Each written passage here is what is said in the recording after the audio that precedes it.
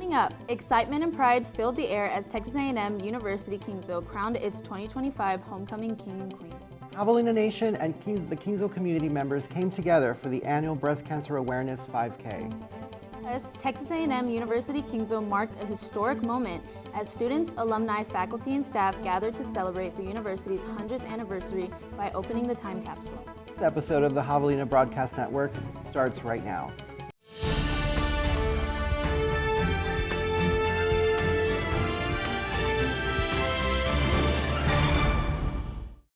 Welcome to this episode of the Javelina Broadcast Network. I'm your host, Selena Ortiz. And I'm Sean Charles. Let's get right into the news.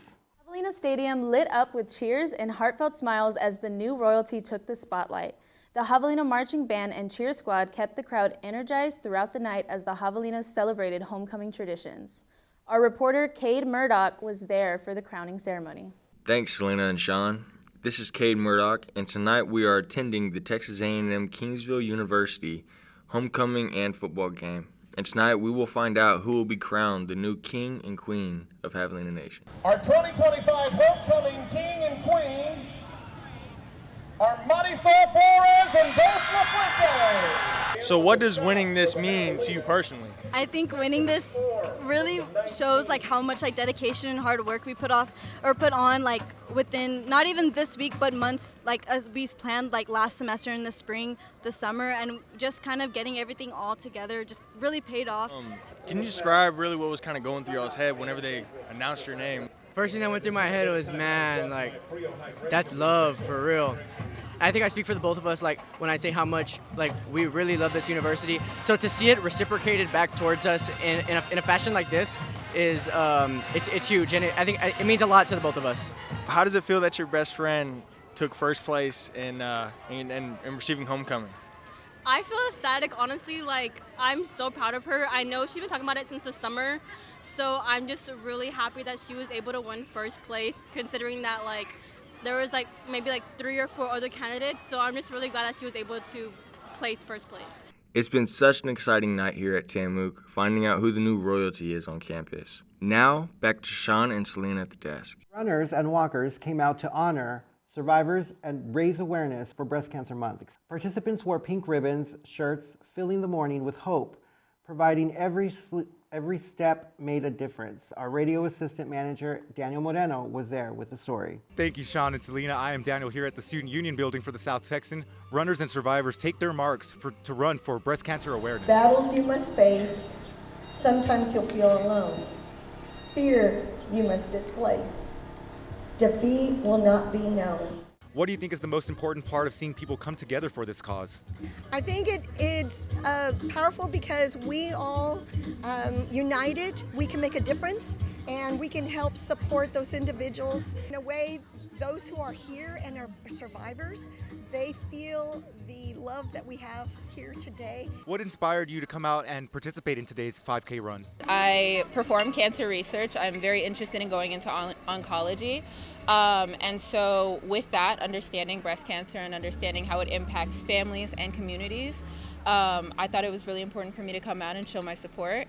I was also out here with my tennis team, the Javelina tennis team, and we all ran and we all supported the event that they had going on today. And what would you think is the message y'all want the community to get from this event? I think the biggest thing is that when we come together, we can really make things happen. We can incite change. There was a lot of opportunities for people to donate to the cause, such as donating and getting a shirt, even just showing your support so that people who are fighting this battle are able to understand that they're not alone in it, and that there are people who are out here trying to help them as well. What inspired you to show up today to this 5K event for Breast Cancer Awareness Run? Well, breast cancer is something that affects everyone, even if me as a male, I have women I care about, and you never want to see this affect someone that you know, someone that you love, someone that you cherish, of something that's so scary for everybody. Even though I don't know somebody, I almost wholeheartedly know a woman who's had a scare, someone who's lost a parent, someone who's lost a grandparent. It's everywhere, and you never know who this evil might have touched. That is all for me now. I am Daniel Moreno at the Student Union Building. Back to Sean and Selena at the desk. Now for everyone's favorite segment, Huggy Highlights. Students at TAMUK showed off their creativity at the skull painting event hosted by the Campus Activities Board. The Halloween-themed activity invited students to decorate ceramic skulls in both spooky and cultural styles. Kingsville was buzzing with excitement for Texas A&M University Kingsville's annual homecoming parade. Colorful floats, dance teams, and the Javelina Marching Band brought the streets to life. Student organizations showcased their creativity and campaigned for homecoming queen and king. Before we get into this episode's last story, here's a quick word from our sponsor.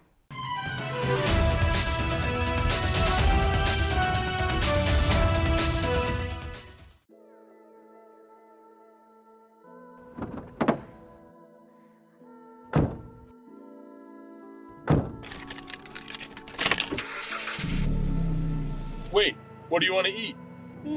I don't know. Do you have any suggestions? How about nookies? Bro, that's a 5. Okay, how about chili? 4. Whataburger? Whataburger's not even on the list. What list? Bro, you don't know the J list?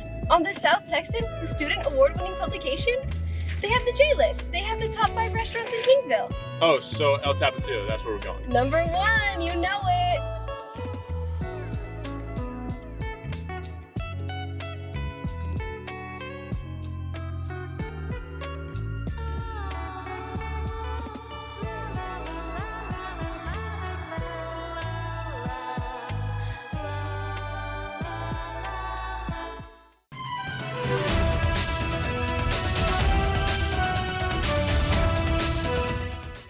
Hey Javelinas, welcome back to the second half of this episode on the Javelina Broadcast Network. I'm your host, Selena Ortiz. And I'm Sean Charles.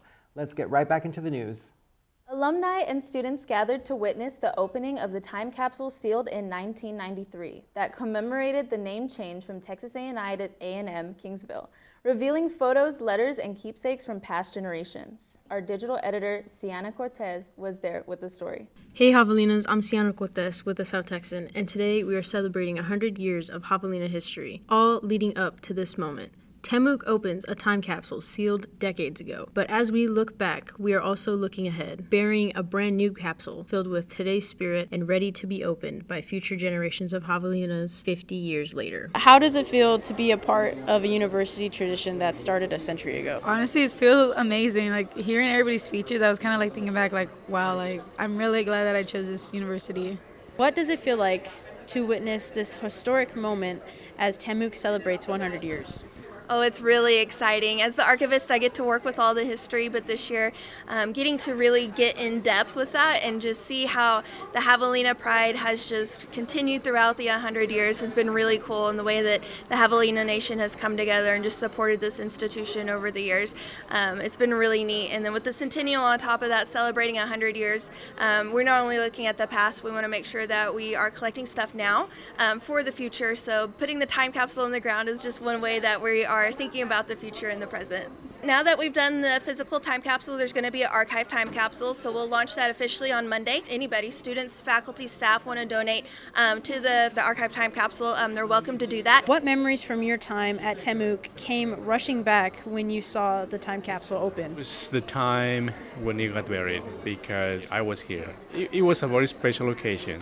I was hoping that I was going to be able to be back when they opened it, and you just don't know if you're going to be here or not. And it was very special today to be able to actually be back and see some of the things that went into the capsule. Were you surprised by any of the items or messages found inside the old time capsule? I think the most surprising piece was the preserved rat. We had heard stories from people who had been part of the 1993 time capsule that there could be some type of rat in there, and so we were very cautious about opening it, and we were hoping that it was still intact or that it was preserved still. And luckily, it's one of the better looking items. It was like the last thing to get added on the top, so it was actually really well preserved. So that was one of the exciting things that we uncovered. What was it like working on this project to be ready for the public and just in general for the historic curiosity? I felt like a lot of sense of responsibility and trying to make sure that we captured as many people as possible or as many groups as possible. We were trying to have like a good representation of what TAMUK is right now. And so I felt a lot of pressure and immense sense of responsibility to make sure that we are doing that. We want to make sure that when in 50 years when someone opens this time capsule, they say, hey, this is represented, or this was a group that was organized and got things together for us. When we unearthed the time capsule, we didn't really have much direction. We didn't know what it looked like, what was inside of it. We had kind of like the first page of what some of the items were, but we didn't have the rest of the 34 items that were listed. It was a surprise for us. We didn't know how deep it was buried, so we had to kind of ask around and see where was it, how deep was it buried, what was it contained in.